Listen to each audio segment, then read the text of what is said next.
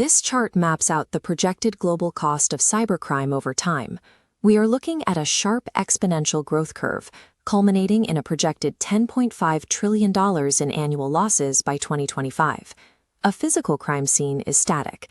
A detective can secure a room, dust a surface, and physically lift a bloody fingerprint. A digital crime scene, however, is a borderless, continuously shifting environment.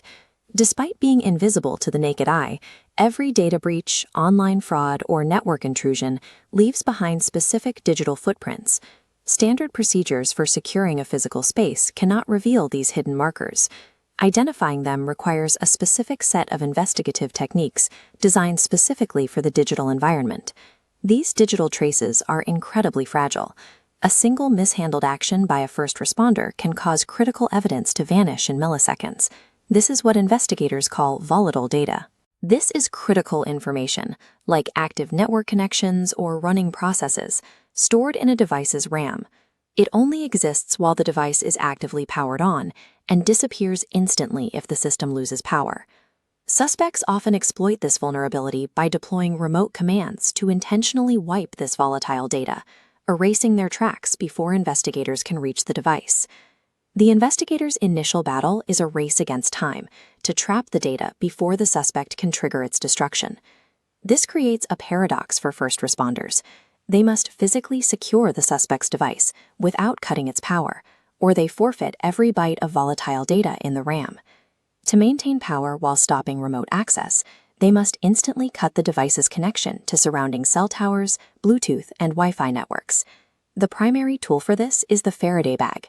This metallic-lined pouch completely blocks all incoming and outgoing electromagnetic signals. This rapid isolation tactic freezes the digital crime scene exactly as it was found, neutralizing the suspect's ability to destroy the evidence remotely. Once the device is physically isolated, the investigation moves to the controlled environment of the digital forensics laboratory. Here, the risk is contamination. Simply booting up a machine or opening a file on the suspect's device alters its metadata. That small change can render the evidence inadmissible in court. To examine data without altering it, investigators use write-blocking hardware. This allows an investigator to read the device's contents while physically preventing any data from being written back. With the write blocker engaged, they create a forensic image, a flawless bit-for-bit replica for analysis. During the localized digital forensics phase, investigators carve out deleted files, hidden text messages, and location histories from this secured copy. They then expand the scope to cyber forensics, analyzing network logs and cloud infrastructure to track the attacker's movements across global systems. This controlled laboratory sandbox allows investigators to dissect the data without ever risking the integrity of the original digital crime scene. Extracting the data is only the first step. Investigators must also prove in court that they didn't accidentally alter or intentionally plant any of the findings. They verify this using hashing. Hashing passes recovered data through an algorithm like SHA-1, outputting a unique alphanumeric string as a permanent digital fingerprint. If the forensic copy's hash perfectly matches the original drive, integrity is confirmed, mathematical proof that not a single byte changed. This protocol eliminates the variable of human error, transforming a vulnerable digital copy into an undeniable fact.